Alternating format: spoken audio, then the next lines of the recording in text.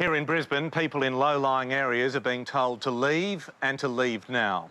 The Brisbane River behind me has broken its banks. The city is virtually in lockdown. Office workers forced to leave the city centre. Sarah Harris, our reporter, joins me. Sarah, how bad do they think it will get here?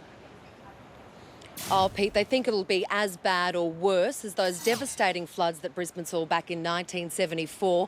On Thursday, the Brisbane River is expected to peak at 5.54 metres. Now, that exceeds the 1974 peak, and tomorrow, out in Ipswich, which is west of the city, the river there is expected to peak at 22 metres.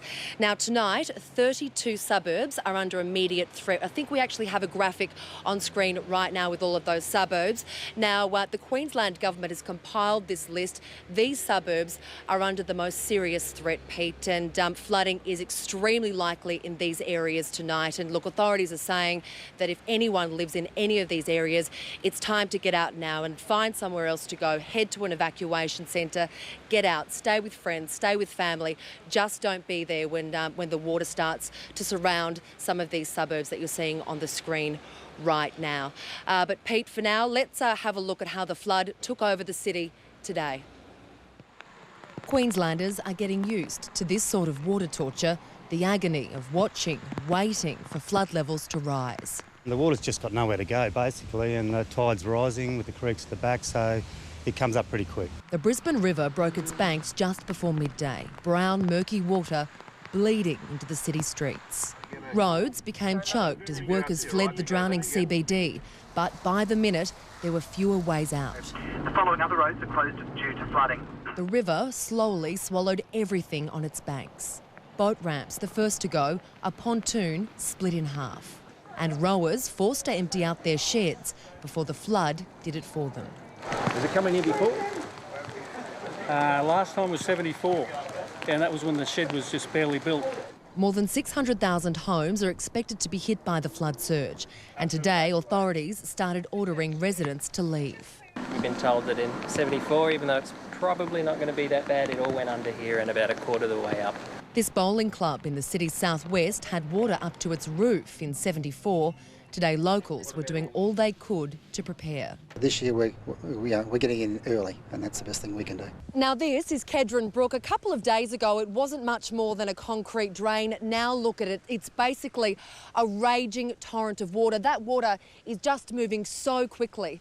No wonder Queenslanders here are getting a terrible sense of deja vu. It was bad then, but yeah, I think it's scary. For many, memories of the devastating 1974 floods are still so fresh. Our neighbours next door that have been there since 74 said that it came up above the roof line there.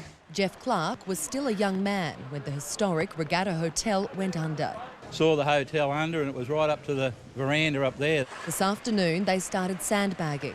Now officials are predicting levels will be higher than those seen in the 70s. All they can do is hope to hold out whatever the Brisbane River threatens to throw at them. Sarah Harris, 9 News, Brisbane. Well, the amount of rain and subsequent flooding this summer is breaking all sorts of records. Australia's third wettest year on record. Queensland's wettest year since the records began. Well, the result, one of the worst natural disasters in our history. Peter Harvey explains why.